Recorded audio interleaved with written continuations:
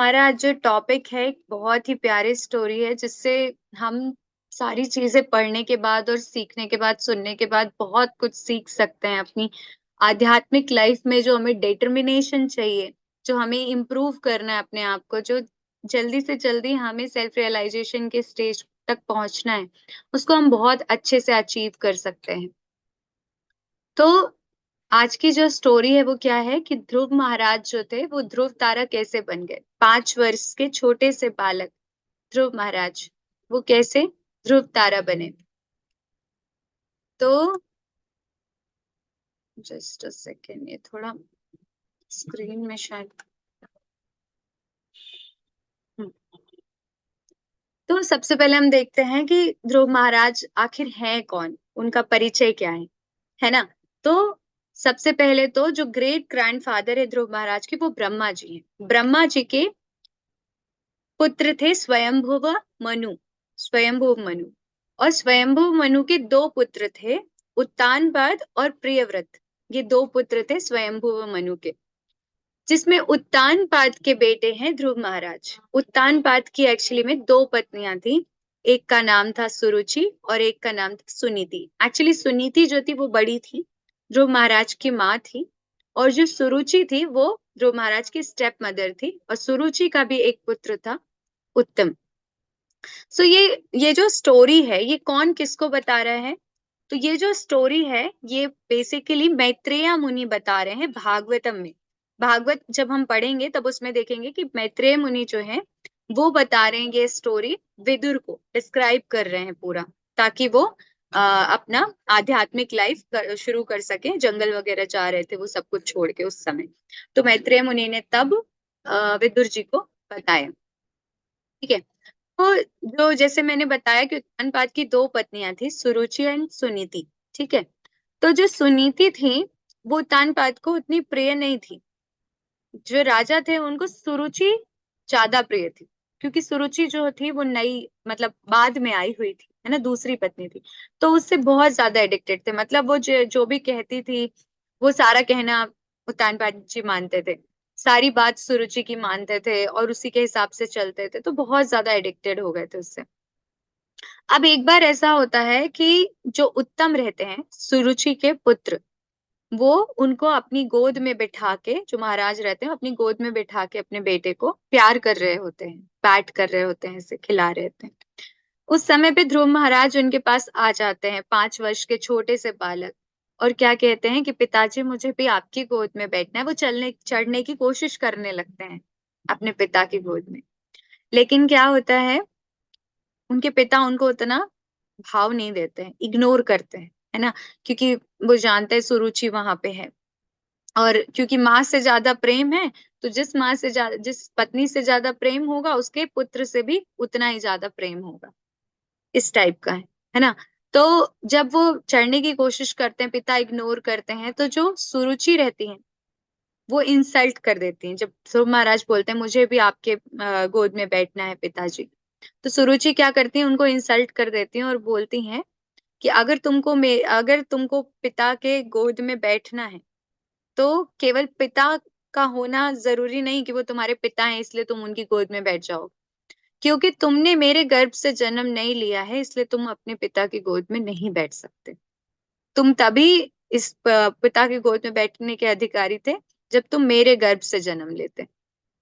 तो इस तरीके से जो 5 वर्ष के छोटे से ध्रुव महाराज रहते हैं, उनको ये जो वर्ड्स रहते हैं अपनी माँ के, बहुत ज्यादा हार्श लगते हैं उनको, एकदम चुभ जाते हैं वर्ड। जैसे हमें कई बार ऐसा होता है ना, कई बार कुछ कोई कह देता है बहुत ज्यादा हार्श वर्ड्स, तो हमारे साथ भी हो जाता है कि हमें बातें चुभ जाती हैं। उसी प्रकार से ध्रुव महाराज को बातें बहुत ज्यादा चुभ जाती हैं अपनी माता की। और उसके बाद वो रोते रोते अपनी माँ के पास जाते हैं, अपनी माँ के पास जाके उनको बताते हैं कि ऐसा ऐसा हुआ। मुझे मेरी माँ ने, वो सुरुचि माँ ने ऐसा बोला, है ना, कि अगर आपको वो होना है, मतलब पिता की गोद में बैठना है तो मेरे ही कोख से जन्म लेना पड़ेगा। तो जो सुनीति थी, ध्रुव महाराज की जो माँ थी, उनको छुपाती हैं, बोलती हैं कि पुत्र, अब मैं जानती हूँ कि तुम्हें बहुत ये वर्ड्स बहुत चुभे हुए हैं, पर इसमें मैं कुछ नहीं कर सकती। जो कृष्णा है वो जगत पिता है, जो विष्णु है वो जगत पिता है, तुम उनकी गोद में बैठो। तुम उनकी भक्ति करो। बड़े बड़े जो ऋषि मुनि होते हैं वो भी तपस्या के द्वारा जिनको प्राप्त नहीं कर सकते पुत्र, उनको तुम भक्ति योग से आसानी से प्राप्त कर सकते हो। तो वो ये सारी चीजें बताती और बताती हैं कि जो ऋषि मुनि हैं वो जंगल जाके बहुत तपस्या करते हैं, तब जाके भगवान उनको मिलते हैं। ऐसे बहुत सारी बातें सुनीति अपने पुत्र को बताती हैं कृष्णा के बारे में, विष्णु के बारे में। तो भगवान तो वो बोलती हैं कि तुमको जो चाहिए तुम भगवान से बोलो, है ना, भगवान की गोद में बैठने का सौभाग्य पाओ। तो वो जो ध्रुव महाराज रहते हैं वो क्या सोचते हैं, वो ठान लेते हैं कि मैं जंगल जाऊंगा और मुझे अपने पिता से भी बहुत पावरफुल वो बनना है, किंग बनना है। मुझे एक एग्जॉल्टेड पोजीशन चाहिए जो तीनों लोकों में किसी के पास ना हो, ऐसी पोजीशन चाहिए मुझे। तो मैं वहां जाके और भगवान से मिलूंगा, विष्णु भगवान से, और उनसे ये मांगूंगा। ऐसी डिजायर्स ध्रुव महाराज के मन में रहती हैं। और फिर उसके बाद वो जाते हैं जंगल। तो माता जो उनकी सुनीति माता रहती हैं ध्रुव महाराज की, वो उनको ये भी बताती हैं कि जो भगवान कृष्ण हैं, भगवान विष्णु हैं, उनके अंदर मिलियंस ऑफ मदर का प्यार है, मेरे जैसे। मेरे अंदर उतना प्रेम ममता नहीं है जितना भगवान के अंदर है ना। तो मिलियंस ऑफ मदर्स का प्यार है उनके अंदर, भगवान के अंदर कई माएं हैं, उनके अंदर कई माओं की दया और प्रेम है भगवान के अंदर। तो इस प्रकार से इस बात से हमको इस कहानी से एक शिक्षा ये मिलती है कि माता का क्या कर्तव्य होता है अपने पुत्र के प्रति, है ना। जैसे शास्त्रों में बोलते हैं कि माता पिता पुत्र या पति बनने योग्य वो नहीं बन है जो अपने डिपेंडेंट्स को इस जन्म मृत्यु के चक्कर से निकाल ना सके। माता पिता गुरु या पति, है ना। तो माता का जो कर्तव्य है कि इसने मेरे गर्भ में आ गया है, लेकिन अब मैं इसको ऐसे संस्कार दूं, भगवान से ऐसे जोड़ूं कि दोबारा कोई गर्भ ना प्राप्त हो, जन्म मृत्यु के चक्कर से छूट जाए। तो इसी प्रकार से जो सुनीति माता है वो बहुत अच्छा रोल प्ले करती हैं, अपने ध्रुव महाराज को इस तरीके से शिक्षा देती हैं कि मैं तो कुछ नहीं हूँ पुत्र, मेरे जैसी मिलियंस ऑफ मदर्स का प्रेम है कृष्ण के अंदर, तुम उनसे जाके बोलो, है ना। तो ये बहुत ही शिक्षा वाली हमारे लिए बात है ये। उसके बाद वो बहुत सारी भक्ति की बातें करती हैं, भक्ति योग के बारे में बहुत सारी चीजें बताती हैं। और जैसे ही रात होती है ध्रुव महाराज चले जाते हैं जंगल की तरफ बिना अपनी माता को बताए, चुपके से निकल जाते हैं जंगल की तरफ। जंगल जाते हैं तो उनको डर नहीं लगता, वो बहुत घनघोर जंगल से होकर गुजरते हैं पर वो डरते नहीं। तो वहां पे नारद मुनि आते हैं। नारद मुनि बहुत काइंड है, वो जब भी देखते हैं कोई भी सिंसियर सोल अगर कहीं पे भटक रहा है कुछ प्रॉब्लम, तो वो गाइड करने के लिए आ जाते हैं, है ना, क्योंकि वो सब जगह ट्रेवल कर सकते हैं। तो नारद मुनि वहां पे आते हैं और नारद मुनि ध्रुव महाराज को समझाते हैं, क्या बोलते हैं कि तुम अभी बहुत छोटे हो, मैं समझ रहा हूँ। वो जब ध्रुव महाराज अपनी बातें बताते हैं कि मुझे ये इंसल्ट हुआ, ये हुआ, वो हुआ, तो बोलते हैं कि तुम अभी बहुत छोटे हो, तुम ये सब चीजों में नहीं पड़ो, तुम अभी जाओ, घर जाओ, खेलो कूदो, अभी बड़े हो जाना तो आ जाना तपस्या करने फिर से, है ना। अभी तुमको इस सुख दुख के बारे में इतना नहीं सोचना चाहिए है, क्योंकि ये सुख दुख तो से सिर्फ material, three modes of material nature से अराइज होते हैं, ये वास्तव में नहीं है। बहुत सारी फिलॉसफी नारद मुनि उनको बताते हैं उनके डिस्कशन के दौरान। तो ध्रुव महाराज बोलते हैं कि देखिए ग्रेट सेज, अगर आप मुझे सच में बता सकते हैं ना कि भगवान कहाँ है और मैं कैसे भगवान को प्राप्त कर सकूं, क्योंकि आप जो है वो सारे लोकों में भ्रमण करते हैं, आपको सब कुछ पता है। अगर आप मुझे सच में बता सकते हैं ना कि भगवान कहाँ पे हैं, तो आप मुझे बताइए, वरना ये रास्ता छोड़ दीजिए, मुझे तो भगवान को प्राप्त करना है ना। तो इस तरीके से वो बोलते हैं। तो नारद मुनि जब देखते हैं कि ध्रुव कितने ज्यादा डिटरमाइंड है भगवान को प्राप्त करने के लिए, उनके डिटर्मिनेशन को चेक करते हैं, पर वो फेल नहीं होते हैं उसमें, है ना, बहुत डिटरमाइंड रहते, किसी भी तरीके से भटकते नहीं, बहुत तरीके की बातें करते हैं नारद मुनि उनसे, लेकिन वो भटकते नहीं। तो फिर नारद मुनि भी उनको गाइड करने के लिए बोल देते हैं कि ठीक है, मैं बताता हूँ कि व्हाट इज द प्रोसेस, तुम्हें क्या करना है, किस तरीके से तुम भगवान के पास पहुंच पाओ। तो यहाँ पे वो नारद मुनि जो प्रोसेस बताते हैं वो सारी लिखी हुई है। तो कहते हैं नारद मुनि इंस्ट्रक्ट्स द प्रोसेस। क्या प्रोसेस है, तो पहले बोलते हैं नारद मुनि कि तुम्हें यमुना नदी के किनारे बैठना है ना। और कहाँ पे यमुना नदी है, जो मधुवन है, है ना। मधुवन वृंदावन के पास है ना, मधुवन वृंदावन 12 वन में से एक है वृंदावन और एक है मधुवन, 12 वन है टोटल। तो मधुवन में जाना है आपको, और मधुवन के बारे में वो व्याख्या करते हैं कि मधुवन में जाते ही जो लोग हैं वो प्यूरिफाई होने लगते हैं, वो भगवान को महसूस करने लगते हैं। तो बहुत ही वहां भगवान हमेशा विराजमान है ना। तो इस तरीके से बोलते हैं कि आप मधुवन फॉरेस्ट में जाओ, मधुवन में जाओ, और उधर जाके यमुना नदी के किनारे बैठकर आपको तपस्या करनी है। और उसी यमुना नदी में आपको रोज 3 बार क्या करना है, 3 बार आपको स्नान करना है यमुना नदी में, बताते हैं। और फिर बताते हैं कि आपको उसके बाद 3 बार स्नान करके आपको अष्टांग योग के प्रिंसिपल्स को फॉलो करना है। बोलते हैं कि अपने आसन में बहुत ही काम शांत होके बैठ जाना, और अष्टांग योग के रेगुलेटिव प्रिंसिपल्स को फॉलो करना। अष्टांग योग में बहुत सारे फिजिकल एक्सरसाइजेस होती है जिससे माइंड और सेंसेस सबको कंट्रोल किया जाता है। तो बोलते हैं कि 3 प्रकार की आप ब्रीदिंग एक्सरसाइज करना, और 3 प्रकार की ब्रीदिंग एक्सरसाइज रोज करना, और अपनी जो लाइफ एयर है, आपकी जो प्राण शक्ति है, उसको कंट्रोल करना। प्राण शक्ति को, अपने माइंड को और अपने सेंसेस को इस प्रकार से कंट्रोल करने की बात करते हैं। आपको ऐसे अष्टांग योग करना है। तो ये अष्टांग योग बेसिकली बहुत डिफिकल्ट प्रोसेस है, आज के समय पे कोई भी परफेक्टली नहीं कर सकता। आज के समय के लिए आज का युग धर्म जो है, कलयुग का युग धर्म, वो हरिनाम संकीर्तन है। तो हमें इतनी टफ प्रोसेस हमारे लिए बहुत इम्पॉसिबल, जंगल जाना, अकेले बैठना, सीधे बैठना, और इतनी ज्यादा योगिक प्रोसेस करना, अपना माइंड सेंसेस एयर सबको कंट्रोल करना बहुत डिफिकल्ट है। उसके बाद आगे बोलते हैं कि सब, फिर उसके बाद तुम अपने सारे मटेरियल कंटेमिनेशन, जितनी भी अशुद्धियां हैं, उससे अपने आप को दूर करके, और बहुत ही ग्रेट पेशेंस, मतलब बहुत ही सब्र के साथ आपको क्या करना है, मेडिटेशन शुरू करना है सुप्रीम पर्सनालिटी ऑफ गॉडहेड पे। ऐसे नहीं कि हम आजकल जैसे बोल देते ना कि बस बैठ जाओ मेडिटेशन करो, कुछ नहीं सोचना है, आंख बंद करना है, इधर पे ध्यान लगाना है, उधर पे ध्यान लगाना है, शांत रहना है, विचारों को नहीं आने देना। नहीं, ऐसा मेडिटेशन नहीं होता। मेडिटेशन मतलब किस पे मेडिटेट करना है, हमें किसी ना किसी पे ध्यान लगाते हैं। किस पे ध्यान लगाना है, supreme personality of God head पे, और उनकी ट्रांसेंडेंटल एक्टिविटीज पे।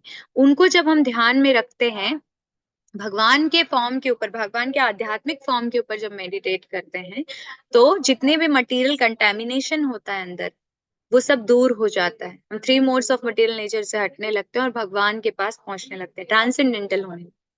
तो इसलिए बोला गया है कि किस पे ध्यान लगाना है, भगवान पे ध्यान लगाना है। और फिर उनको आगे बताते हैं नारद मुनि कि ओम नमो भगवते वासुदेवाय आपको ये चैंट करना है, उसके बाद मंत्र चैंट करना है ध्यान लगाते हुए भगवान में। और आपको क्या करना है, भगवान का फॉर्म बनाना है सबसे पहले। तो आप किससे, किसके यूज से बना सकते हो, धरती मतलब मिट्टी, पानी, पल्प जो फ्रूट्स का पल्प है या किसी भी चीज का, और वुड मतलब लकड़ी, और मेटल। इन तीनों, इन जो 5 चीज हैं, इनमें से किसी एक चीज से आप भगवान का फॉर्म बना सकते हो, या इनके मिश्रण से, है ना, भगवान का फॉर्म बना सकते हो। फिर क्या करना है, भगवान को प्योर वाटर, शुद्ध जल को अर्पण करना है। शुद्ध जो माला है, गार्लैंड से, वो देना है भगवान को, ऑफर करना है। फ्लावर्स ऑफर करना है। और फॉरेस्ट में, जंगल में आपको जो भी मिल जाए ना, नई उगी हुई घास मिल जाए, या सब्जियां मिल जाए, या कलियां मिल जाए फूलों की, वो सब कुछ आपको भगवान को ऑफर करना है। या स्किन मिल जाए ट्रीज की, है ना, पेड़ों की छाल मिल जाए, ये सब आप भगवान को ऑफर कर सकते हो। और बोलते हैं कि आपको ओम नमो भगवते वासुदेवाय का जप करना है। और फ्लावर्स और फ्रूट्स को बिल्कुल वैसे ही सारी चीजें ऑफर करनी है आपको भगवान को, जैसे कि अथॉरिटीज ने बताई। मतलब ये नहीं बोला कि बस अपने मन से ऐसे ही कर दो, जैसे शास्त्रों में बताया गया, जैसे आपके गुरु ने बताया, उसके हिसाब से हमें करना है। अब जो हम भक्ति करते हैं ना, जो भी हम पूजा याचना करते हैं भगवान से, सेवा करते हैं, वो सब कुछ हमें शास्त्रों और गुरु के हिसाब से करना चाहिए, अपने हिसाब से नहीं करना चाहिए। जैसे गुरु साधु और शास्त्र बोलते हैं, उसी हिसाब से हमें विधि भक्ति करनी चाहिए। जैसे कई लोग भाव भक्ति करते हैं और कई लोग विधि भक्ति करते हैं, पर हम अभी उतने प्योर नहीं है कि हम भाव भक्ति को अच्छे से कर पाए, है ना, हमारे अंदर वो भाव का स्टेज अभी नहीं है। तो हमको क्या करना है, हमको विधि भक्ति करना है। तो विधि भक्ति में जैसे जैसे बताई गई हैं विधियां, वैसे हमको फॉलो करना है। हम लोग कौन सी विधि फॉलो करते हैं? नारद पांचरात्र, ये फॉलो करते हैं। ठीक है, फिर उसके बाद बताते हैं कि भगवान का फॉर्म ऐसा है। Please switch on the video, at least one of you.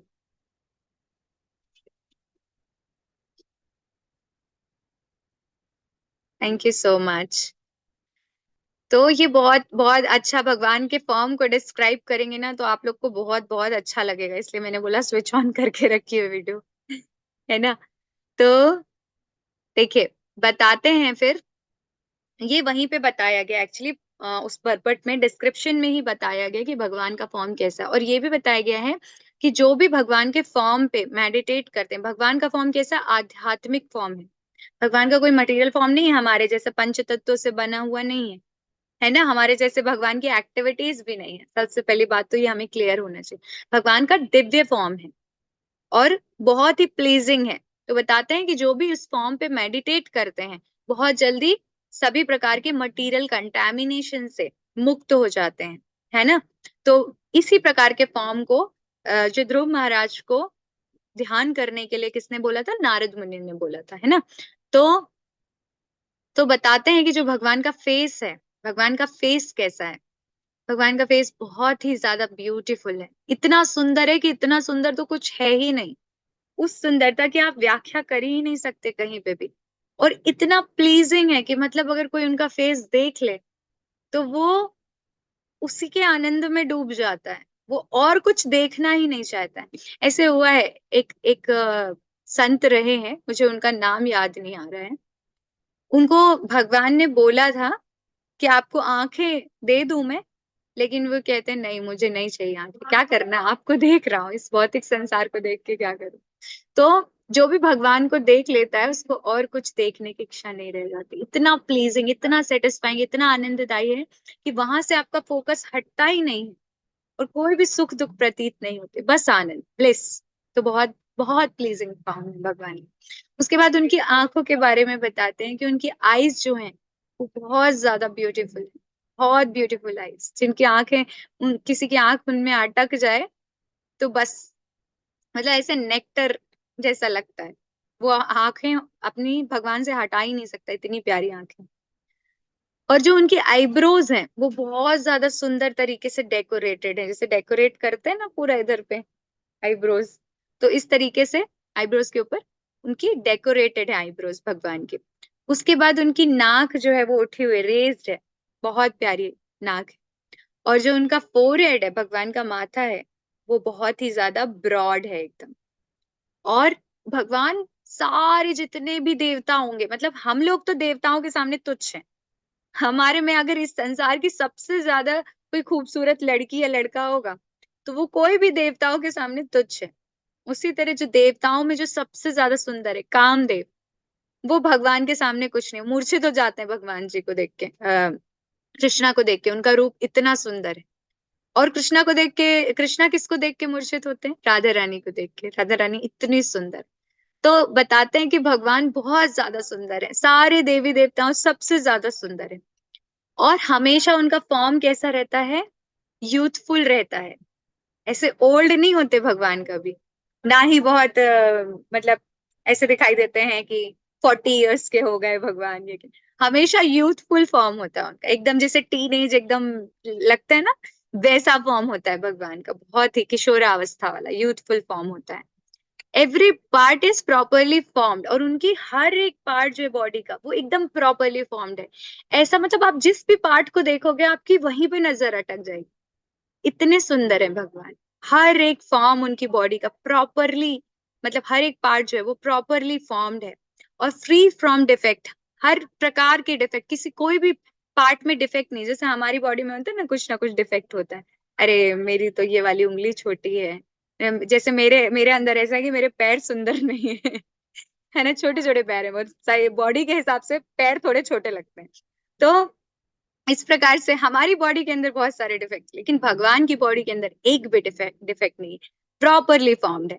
और उनके आईज और लिप्स कैसे हैं? भगवान के आईज और लिप्स पिंकिश हैं, जैसे कि राइजिंग सन हो, जैसे सन उग रहा हो, बहुत प्लीजिंग लगता है ना, एकदम नया नया सन उगता है। उसी प्रकार के भगवान के जो लिप्स हैं और आईज हैं एकदम पिंकिश हैं, राइजिंग सन की तरह। और हमेशा भगवान अपने सरेंडर्ड सोल जो होते हैं भगवान के पास जाते हैं ना, जो सरेंडर्ड होते हैं, हमेशा उनको शेल्टर देने के लिए, हमेशा उनको प्रोटेक्ट करने के लिए तैयार रहते हैं कि आ जाओ मेरी शरण में। और मतलब सब कुछ बेनेडिक्शन देने के लिए तैयार रहते हैं, क्या चाहिए तुम्हें, ऐसे रेडी रहते हैं हमेशा, इतने लविंग हैं कि सब कुछ देने के लिए तैयार। मतलब फॉर्म भी उनका इतना प्यारा है और उनको देख के ही प्रेम हो सकता है, इतने प्लीजिंग है भगवान। और जो उनकी बॉडी में उनके चेस्ट में एक श्रीवत्स का मार्क भी होता है, जो लक्ष्मी जी का अबोर्ड है, लक्ष्मी जी वहां पे निवास करती है। और जो उनकी बॉडीली जो वो है कलर का फीचर, कैसा कलर है उनका बॉडी का, तो बोलते हैं कि डीप ब्लूइश कलर है। उनकी बॉडी का कलर कैसा है, एकदम डीप ब्लूइश कलर है, बहुत ही प्यारा ब्लू कलर। मतलब ये सारे भौतिक चीजों से एकदम अलग, भौतिक कलर से अलग, भौतिक वर्ल्ड से अलग, पूरा ट्रांसेंडेंटल और दिव्य। हर एक चीज जो भगवान जो फॉर्म है वो सब कुछ दिव्य है, चाहे वो उनका कलर हो, चाहे वो उनके बॉडी पार्ट्स हो, चाहे वो कुछ भी हो, है ना। आप जो भी जैसे भगवान को देखते हैं तो आप आकर्षित हो जाते हैं, बहुत ही अट्रैक्टिव। और wears a garland of flowers, और भगवान जो है एक फ्लावर गार्लैंड भी पहनते हैं, है ना। और ये जो फॉर्म बेसिकली बताया गया है अभी इधर पे, ये विष्णु रूप का बताया गया है ना। तो बताते हैं कि उनकी एटर्नली मैनिफेस्ट, मतलब हमेशा रहने वाला शाश्वत उनका दिव्य स्वरूप है, जिसमें उनके 4 हैंड्स हैं भगवान के। और 4 हैंड्स में क्या क्या रखते हैं वो, शंख, चक्र, गदा और पद्म, है ना। मतलब लोटस फ्लावर। लोटस फ्लावर किस लिए रखते हैं, ताकि वो दे सके अपने डेवोटीज को, है ना। शंख रखते हैं ताकि वो उनकी विक्ट्री के लिए वो शंख बजा सके। शंख बजाया था ना भगवान ने पांडवास की विक्ट्री के लिए। उसी तरह गदा और चक्र, ये दोनों चीजें वो अपने भक्तों को प्रोटेक्ट करने के लिए रखते हैं। तो भगवान जो भी चीजें करते हैं वो सब कुछ अपने भक्तों के लिए करते हैं। तो अगर हम भी उनकी तरफ पूरी पूरी तरह डेवोटेड हो जाएंगे ना भगवान की तरफ, तो भगवान तो ऑलरेडी हमारे लिए बहुत ज्यादा डेवोटेड है। अभी अगर मीटिंग एंड हो जाए ना बीच में, तो आप लोग फिर से ज्वाइन कर लेना, ठीक है। तो इस तरीके से भगवान का पूरा बॉडी बताया जाता है, और बोलते हैं कि उनकी एंटायर बॉडी, पूरी बॉडी जो है वो वेल डेकोरेटेड है।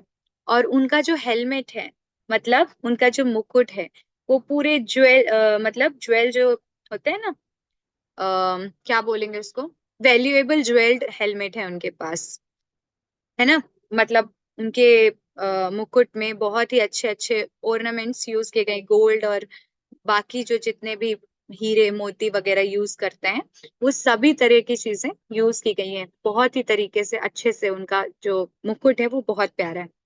फिर नेकलेस भी है, उन्होंने नेकलेस पहना है, एक कौस्तुभ मणि का नेकलेस वो पहनते हैं, उसके अलावा भी नेकलेसेस पहनते हैं, ब्रेसलेट पहनते हैं अपने हाथ में।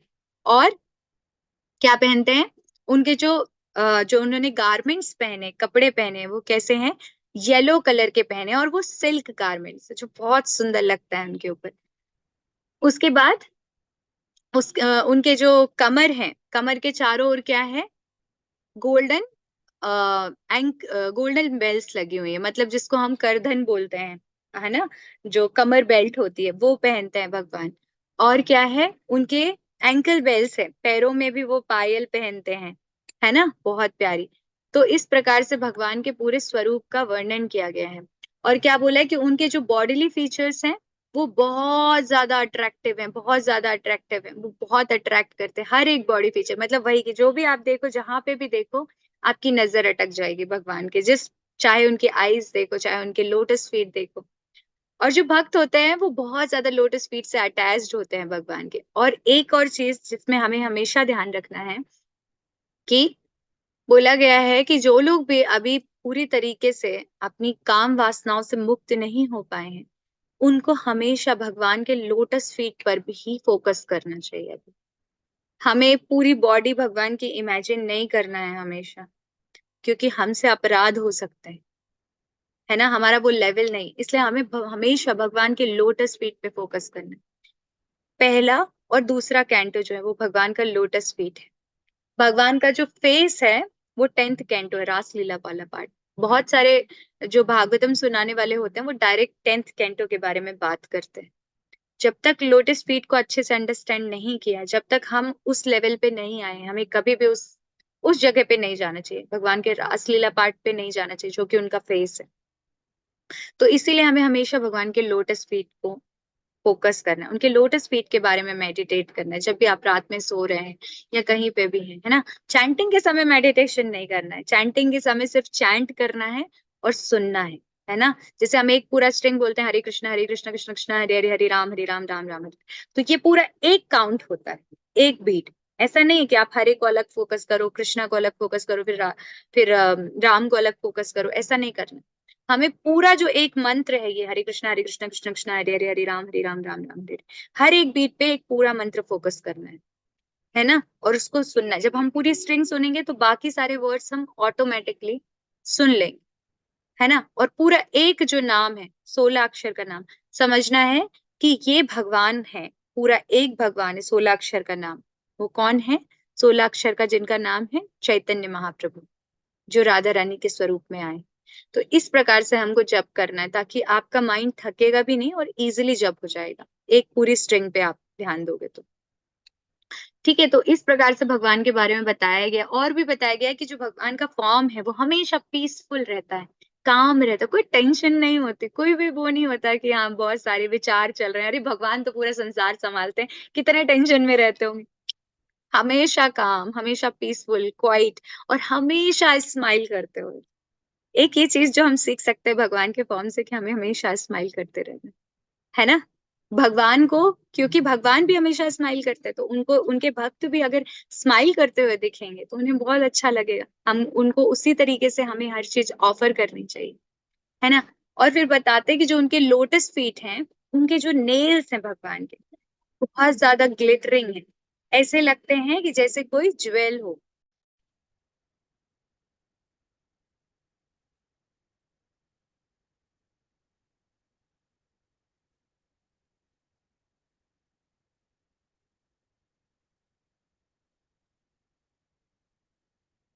हरे कृष्णा। मेरी स्क्रीन दिख रही है? जी माता जी। हम्म, ठीक है। तो स्टार्ट करते हैं आप, इसके बाद वाला पार्ट, है ना। उसके बाद क्या होता है, बाकी लोग ज्वाइन नहीं कर पा रहे हैं क्या? कर लिया, ठीक है। तो इसके बाद क्या होता है, ये सारा फॉर्म एक्चुअली में ध्रुव महाराज, जो हमारी असली स्टोरी थी उसमें वापस आते हैं। तो ध्रुव महाराज ये सारे फॉर्म को, मतलब इस तरीके से फॉर्म को भगवान के अंदर ध्यान कर रहे होते हैं, है ना, इस फॉर्म पे।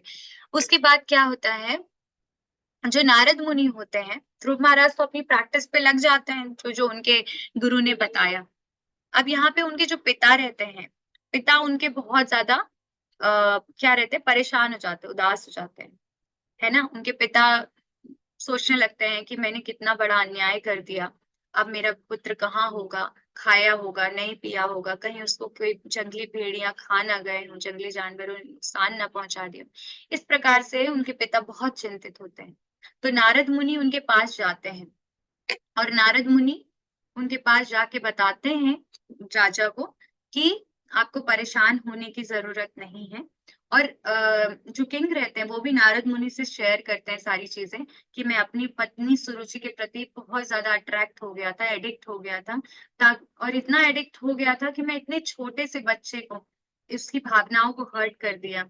उसने सिर्फ पिता होने के नाते ही मुझसे बोला था कि आ, मेरी गोद में बैठ जाए, लेकिन मैंने उसको वैल्यू नहीं किया। तो इतना मैं एडिक्टेड था अपनी पत्नी के प्रति। और फिर उसके बाद नारद मुनि उनको बताते हैं कि आपको ध्रुव की चिंता करने की जरूरत नहीं है, ध्रुव एकदम सुरक्षित है ना। बताते हैं कि वो अपनी प्रैक्टिस कर रहे हैं, और एक दिन वो इतने इतने ज्यादा एग्जॉल्टेड पोजीशन को अचीव करेंगे कि आपको उनपे बहुत प्राउड होगा, आपके कुल का नाम वो रोशन करेंगे। तो वो अपनी तपस्या में लगे हुए हैं। अब उसके बाद देखते हैं तपस्या कैसे, कितनी कठिन तपस्या थी ध्रुव महाराज की। बाकी सारी चीजें तो फॉलो कर ही रहे थे।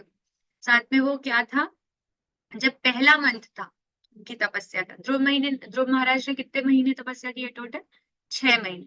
5 साल के बालक अकेले जंगल में, कोई नहीं, भगवान के सहारे 6 महीने तक तपस्या कर रहे हैं। पहले महीने ध्रुव महाराज ने क्या किया? केवल फ्रूट्स खाए और बेरीज खाए, है ना। केवल जो बेर वगैरह होती है, फल वगैरह, कंदमूल फल होते हैं जो जंगल के, वही बस खाया। और कब खाया?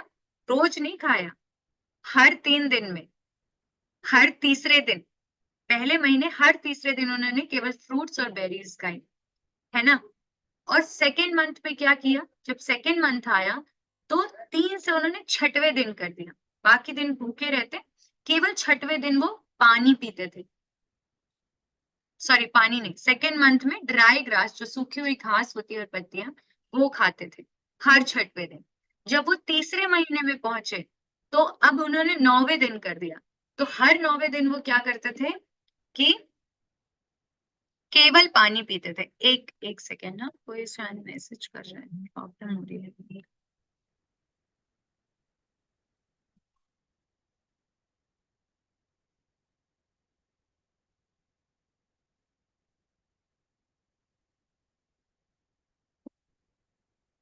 शुभी माता जी को लगा कि क्लास एंड हो गई।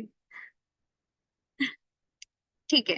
तो हाँ, तो उसके बाद फोर्थ मंथ में, थर्ड मंथ में क्या किया? हर 9th डे वो क्या करते थे? केवल पानी पीते थे हर 9th डे। उसके बीच में वो कुछ नहीं खाते थे। तो हर 9th डे जब पानी पीते थे तो इस प्रकार से ध्रुव महाराज समाधि में एकदम स्ट्रांग हो गए थे। शुभी माता जी के लिए मैं फिर से रिवाइज कर देती हूँ एक बार।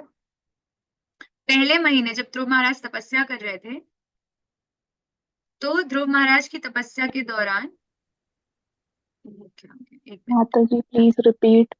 हाँ हाँ, कर रही हूँ, रिपीट कर रही हूँ।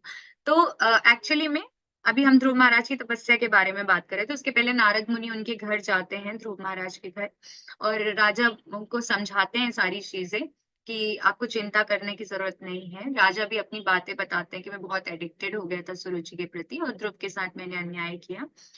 तो इस प्रकार से उनकी बात होती है, बीच में बोलते हैं कि आपके ध्रुव जो है वो बहुत एक्सॉल्टेड पोजीशन को आने वाले समय में अचीव करेंगे, जो किसी ने अचीव नहीं किया है अभी तक। उसके बाद ध्रुव महाराज की तपस्या के बारे में हम बात कर रहे थे। तो पहले महीने ध्रुव महाराज ने टोटल 6 महीने तपस्या की है। पहले महीने वो केवल फ्रूट्स और बेरीज खाते थे हर तीसरे दिन। सेकेंड महीने वो सूखी हुई घास और पत्तियां खाते थे हर छठवें दिन। फिर तीसरे महीने सिर्फ पानी लेते थे वो, केवल 9वें दिन, हर 9वें दिन। और इस प्रकार से करके वो एकदम समाधि में स्थित हो गए थे ध्रुव महाराज। माइंड सेंसेस को कंट्रोल कर लिया था, समाधि में थे भगवान के दिव्य फॉर्म की। चौथे महीने वो केवल क्या करते थे? इतने मास्टर हो गए थे ब्रीदिंग एक्सरसाइज में वो, कि वो हर 12वें दिन एयर को इनहेल करते थे, बाकी दिन नहीं। केवल 12वें दिन वो सांस लेते थे अंदर। और 5वें महीने तक उन्होंने अपनी ब्रीदिंग को इतनी ज्यादा कंट्रोल कर ली थी कि वो अपनी ब्रीदिंग को कंट्रोल करके और केवल एक पैर पे खड़े होके तपस्या करके और पूरी तरह से अपना जो कंसंट्रेशन था वो पर ब्रह्म, मतलब भगवान का जो दिव्य फॉर्म अभी हमने देखा, उसमें उन्होंने स्थित कर लिया था अपने कंसंट्रेशन को। वो बिल्कुल अनफ्लिंचिंग भगवान के उस दिव्य फॉर्म में स्थित हो गए थे, एक भी नहीं हिल रहे थे वापिस। तो इस प्रकार से उन्होंने अपने सेंसेस को पूरी तरीके से कंट्रोल कर लिया था। सेंसेस और सेंस ऑब्जेक्ट्स को कहीं कहीं भी उनका ध्यान नहीं जा रहा था, और सब कुछ उन्होंने, अपना माइंड वगैरह सब भगवान पे लगा दिया था, है ना। वो स्थित हो गए थे। तो इस प्रकार से क्या हुआ, जस्ट सेकेंड, हाँ। तो जो जब ध्रुव महाराज इतनी तपस्या में स्थित हो गए ना, और जब उन्होंने इतना कंसंट्रेशन बढ़ा लिया और अपनी सारी सेंसेस, हमारी बॉडी में 9 होल्स होते हैं ना, 9 द्वार होते हैं, जैसे आईज, नॉस्ट्रल्स, ईयर्स, माउथ, है ना, उसके बाद जेनिटल्स। तो इस प्रकार से उन्होंने अपने सारे 9 द्वारों को क्या किया? बंद कर लिया ध्रुव महाराज, 5 साल के बालक, बंद कर लिया। और वो एक पैर पे खड़े हैं और भगवान पे स्थित हो गए, ब्रीदिंग को कंट्रोल कर लिया। उससे क्या हुआ? सारा जो तीनों वर्ल्ड था ना, तीनों लोग थे, वो थर थर कांपने लगे। जो अर्थ जहां पे वो खड़े थे वो अंदर तक बिल्कुल धंस गई उनके पैर से। और क्या हुआ कि जो देवता थे, देवता के साथ बाकी लोग भी थे, वो सब सफोकेशन फील करने लगे, वो सांस नहीं ले पा रहे थे। जैसे ही उन्होंने अपने 9 होल्स को बंद किया, सब कुछ भगवान पे फोकस कर दिया, विष्णु फॉर्म पे, तो सारे संसार की जो सांसें थी वो रुकने लगी, सब सफोकेशन फील करने लगे। और देवता ऐसे सफोकेट फील करते हुए जाके भगवान का शेल्टर ले लेते हैं और फिर भगवान से प्रार्थना करते हैं कि भगवान, हम लोग सांस नहीं ले पा रहे, हम इतना सफोकेशन फील कर रहे। तो भगवान बोलते हैं कि ये सब उस छोटे से बालक की डिटर्मिनेशन के और उसकी तपस्या के कारण हुआ है। उसने ही इतनी कठिन तपस्या की, अब तुम लोग डरो नहीं। और ये बोल के फिर वो चले जाते हैं सेटिस्फाइड होके डेमीगॉड्स, कि भगवान को बता दिया, भगवान कुछ ना कुछ कर लेंगे। फिर उसके बाद भगवान अपने गरुड़ पे बैठ के आते हैं ध्रुव महाराज के पास। तो जब वो बैठ के आते हैं तो ध्रुव महाराज इतने ज्यादा अपने फॉर्म में, ये देखिए भगवान उनके सामने आए हैं, है ना। तो जब ध्रुव महाराज इतने अपने फॉर्म में वो रहते हैं, भगवान के फॉर्म में इतने फोकस्ड रहते हैं ना, कि वो बिल्कुल हिलते नहीं, अनफ्लेंचिंग रहता। तो भगवान जब उनके सामने आते हैं, जैसे भगवान आते हैं, तो उनका ध्यान जो होता है ध्रुव महाराज का, वो टूट जाता है एकदम से। जो ब्रिलियंट लाइटनिंग फॉर्म भगवान का देख रहे थे ना, वो टूट जाता है एकदम से, उनके सामने से चला जाता। ध्रुव महाराज एकदम से एजिटेट हो जाते हैं, भगवान का फॉर्म चला गया तो, क्योंकि वो इतने फोकस्ड थे।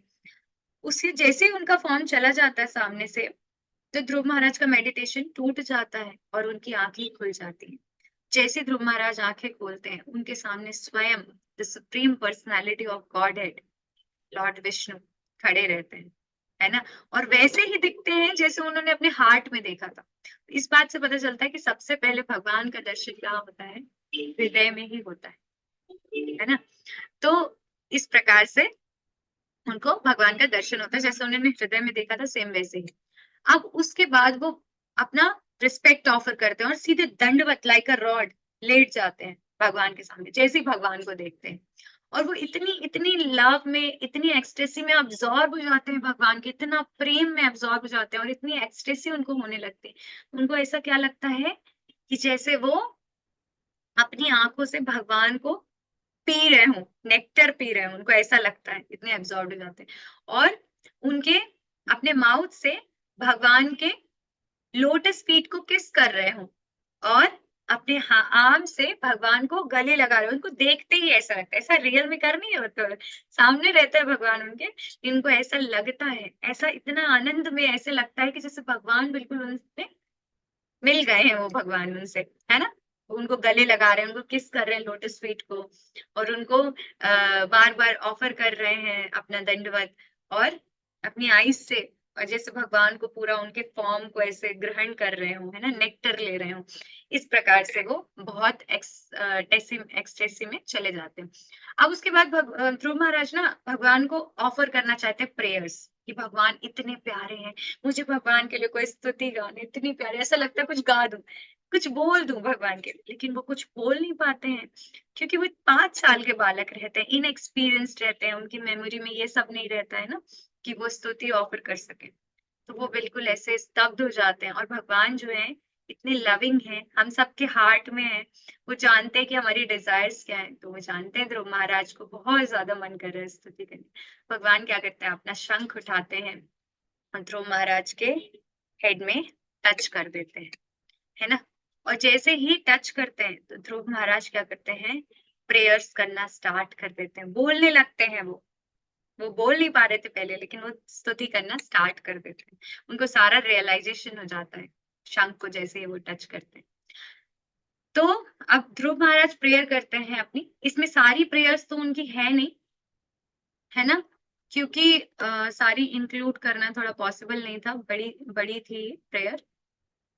तो क्या होता है, हम जितनी भी मैंने लिखी है मेन मेन पॉइंट्स उस पे देखते हैं, बाकी आप लोग ध्रुव महाराज की प्रेयर्स जरूर पढ़िएगा, बहुत बहुत सारा रियलाइजेशन है उसमें, है ना। तो क्या होता है कि बोलते हैं कि आफ्टर एंटरिंग, मतलब बोलते हैं कि आपने, मुझे ऐसा लग रहा है प्रभु, आपने जब से मेरे अंदर एंटर किया है ना, तो आपने मेरी सारी जितनी सेंसेस सो रही थी ना, सबको आपने जागृत कर दिया है, एनलाइवेंड कर दिया है ना। सारी सेंसेस स्फुरित हो गई हैं। और कौन से सेंसेस की बात कर रहे हैं? ये ट्रांसेंडेंटल सेंसेस की बात कर रहे हैं। जैसे हमारा फिजिकल फॉर्म है ना, फिजिकल सेंसेस, वैसे हमारी दिव्य सेंसेस भी हैं, क्योंकि हम तो दिव्य हैं। तो बोलते हैं कि आपने सारी सेंसेस को क्या किया है, जागृत कर दिया है। और specially my power of speech, में जो बोल नहीं पा रहा था ना, उस पावर को आपने दे दिया मुझे, स्पीच की पावर को। और बताते हैं कि मेरे जो हैंड्स हैं, मतलब अलग अलग वो डिस्क्राइब करते हैं, इधर पे मैंने इंक्लूड नहीं किया ऐसा। तो बताते हैं कि मेरे हैंड्स को आपने एनलाइवन कर दिया है, मेरे लेग्स को, मेरी आईज को, सब कुछ एकदम एनलाइवन लग रहा है, आनंदित लग रहा है। तो इस प्रकार से वो बताते हैं सब कुछ भगवान के बारे में। और उसके बाद क्या बताते हैं, सारे जो पुरुषावतार है ना भगवान के, जो कि किस तरीके से 3 प्रकार के विष्णु होते हैं, है ना, महाविष्णु, गर्भोदक्षाय विष्णु, क्षीरोदक्षाय विष्णु। सबसे पहले भगवान महाविष्णु जो कारण सागर में लेटे हुए होते हैं, है ना, वो जब सांस लेते हैं, छोड़ते हैं, तो इस प्रकार से बहुत सारे, जब वो सांस छोड़ते हैं तो बहुत सारे इनन्यूमरेबल जो यूनिवर्सेस हैं वो प्रोड्यूस होते हैं। उन सारे यूनिवर्सेस में कौन रहते हैं, जो विष्णु रहते हैं, उन सारे यूनिवर्सेस में एक एक विष्णु होते हैं, जो उस यूनिवर्स का सारा टेक केयर करते हैं। और उस फिर उस विष्णु से, उन विष्णु से, उनके लोटस फ्लावर से, जो नेवल से लोटस फ्लावर निकलता है, उसमें ब्रह्मा जी रहते हैं, और ब्रह्मा जी सारा क्रिएशन करते हैं। तो जो क्रिएशन होता है, उसके बाद हर एक एटम में, हर एक लिविंग एंटिटी में, हार्ट में भगवान क्या होते हैं, परमात्मा के स्वरूप में स्थित होते हैं विष्णु जी फिर से। तो इस प्रकार से जो तीनों पुरुष अवतार है, उसके बारे में वो अपनी स्तुति में बताते हैं, स्तुति गा रहे हैं सारी, और एक एक चीज डिस्क्राइब कर रहे हैं। जब आप स्तुति पढ़ोगे ना, तब आप देखोगे किस तरीके से, कितने ब्यूटीफुली उन्होंने डिस्क्राइब किया है सारी चीजें। उसके बाद एक्सटर्नल एनर्जी के बारे में भी बात करते हैं कि कैसे आपकी अध्यक्षता में ये जो एक्सटर्नल एनर्जी है वो कैसे काम कर रही है, और हम कैसे यहाँ फंस गए, सारी चीजें बात करते हैं। ब्रह्मा जी के बारे में बात करते हैं सारी, कि ब्रह्मा जी को कैसे आपसे पावर मिलती है, इस प्रकार से सारी बात करते हैं। उसके बाद और भी आगे बताते हैं कि जो ट्रांसेंडेंटल ब्लेस मुझे मिल रही है आपके, आप मुझे क्या है, ट्रांसेंडेंटल ब्लेस मिल रही है किससे, आपके लोटस फीट पे जब मैं मेडिटेट कर रहा हूँ, तो मुझे बहुत ट्रांसेंडेंटल आनंद मिल रहा है। और जो आपकी आपके ये जो लोटस फीट का जो आनंद है ना, और जो आपकी ग्लोरीज, आपकी जब मैं ग्लोरीज सुनता हूँ, कोई आपका गुणगान करता है, जब मैं वो सुनता हूँ, तो इसका जो आनंद है ना, ये ब्रह्मानंद से कहीं ज्यादा आगे है। ब्रह्मानंद क्या है, जो स्पेशली ब्रह्म ज्योति वाले लोग होते हैं, ओम का उच्चारण करते हैं, भगवान की जो पार्शियल रिप्रेजेंटेशन, उनकी बॉडी से निकलने वाला जो प्रकाश है, एफिल्जेंस है, उसके आनंद में जो लोग डूबे रहते हैं, बोलते हैं कि जो आपका लोटस फीट का आनंद है और आपकी ग्लोरीज का, आपके पर्सनल फॉर्म का जो आनंद है, ब्रह्मानंद से कहीं ज्यादा परे है। फिर ध्रुव महाराज बोलते हैं कि मुझे ग्रेट डेवोटीज के साथ एसोसिएट करने का प्लीज अवसर दीजिए। वो बोलते हैं कि मुझे ब्लेसिंग दीजिए कि मैं बहुत बहुत महान महान भक्तों का संग कर सकूं, और आपकी ट्रांसेंडेंटल लविंग सर्विस में हमेशा एंगेज रहूं। मतलब सोचिए, आपकी भगवान की जो सर्विस है, भगवान जब हम अपनी दिव्य रूप में हम सर्विस करते हैं भगवान की, तो कितनी कितनी डिफरेंट है इस मटेरियल वर्ल्ड की सर्विस से, है ना। इस मटेरियल वर्ल्ड की सर्विस क्या है, आपको बार बार फंसाती है और बार बार थकाती है। ये भगवान की जो सर्विस है, ट्रांसेंडेंटल लविंग सर्विस, वो बहुत आनंद देती है, बहुत आनंद देती है ना। और हमें इस जन्म मृत्यु से, इस मटेरियल एंटेंगलमेंट से छुड़ाती भी है। तो इसीलिए वो कहते हैं कि जो आपके जो भक्त है ना, वो हमेशा आपके आनंद में, आपके दिव्य रूप में हमेशा स्थित रहते हैं, आपके दिव्य फॉर्म को हमेशा याद रखते हैं, हमेशा याद करते हैं आपको, आपकी ग्लोरीज गाते हैं। इसलिए मुझे अपने भक्तों का एसोसिएशन दीजिए, क्योंकि बहुत ही आनंद देने वाला है। फिर आगे बोलते हैं, अब देखिए ध्रुव महाराज को क्या बेनेडिक्शंस दिए भगवान ने, उसके बारे में बात की गई है। तो बताते हैं कि ध्रुव महाराज को उन्होंने क्या दिया, पोल स्टार, है ना, ध्रुव लोक असाइन कर दिया भगवान ने, कि ध्रुव तुमको, मतलब ध्रुव महाराज के मन में जितनी सारी डिजायर्स थे ना, भगवान ने सब कुछ दे दिया उनको। पहले, सबसे पहले तो ध्रुव लोक दे दिया, बोला कि ये जब मिलेनियम में सब कुछ डिसॉल्व हो जाएगा ना, मतलब इस कल्प के अंत में जब सब कुछ खत्म हो जाता है ना, तो भी बोलते हैं कि जो तुम्हारा ध्रुव लोक है वो कभी खत्म नहीं होगा। ध्रुव लोक ऐसा है जहाँ पे कभी किसी ने पहले राज्य नहीं किया है, और ये सारे सोलर सिस्टम से घिरा हुआ है, और जितने भी ल्यूमिनरीज हैं है ना, वो सारे क्या करेंगे, अंतरिक्ष में जितने भी हैं चमकते हुए सितारे तारे, और जितने भी ग्रेट सेज हैं, जो सप्तऋषि होते हैं ना, मेनली जो सप्तऋषि तारा आपने देखा होगा कभी, 7 सेजेस। हाँ, तो वो सारे जो है ना, वो बोलते हैं कि आपकी ध्रुव लोक की क्या करेंगे, सरकम्बुलेट करते रहेंगे, परिक्रमा करते रहेंगे। और बहुत सारा बोलते हैं, ये जो ध्रुव तारा है ना, ये बहुत ज्यादा मतलब एक ऐसे एक्सॉल्टेड पोजीशन है जो किसी ने कभी पहले अचीव नहीं की। ऐसा भगवान उनको दे देते हैं, बोलते हैं कि भौतिक चाहिए था तो ऐसा दे रहा हूँ कि वो इटर्निटी तक रहे, है ना। फिर बोलते हैं कि 36,000 साल तक आप राज करोगे, कभी भी बूढ़े नहीं होंगे, सेंसेस उतनी ही स्ट्रांग रहेगी जितनी अभी स्ट्रांग है तपस्या के बाद, उतनी स्ट्रांग सेंसेस रहेगी, और हमेशा हमेशा यूथफुल रहोगे जैसे भगवान रहते हैं, कभी बूढ़े नहीं होंगे। और फिर उन वो जानते हैं ना कि थोड़ा सा उनके मन में क्या था, ईर्ष वो भी था, हेट्रेड भी था उनके स्टेप मदर को लेके, मतलब रिवेंजफुल एटीट्यूड था एक्चुअली, है ना, कि रिवेंज लेना है उनसे, इसीलिए वो एक्सॉल्टेड पोजीशन चाहते थे। तो भगवान ने ये भी बोला कि जो तुम्हारा भाई उत्तम है, वो एक बार क्या होगा, जंगल में शिकार करने जाएगा, और उसकी मृत्यु हो जाएगी, वो इतना खो जाएगा वहां पे कि उसकी मृत्यु हो जाएगी।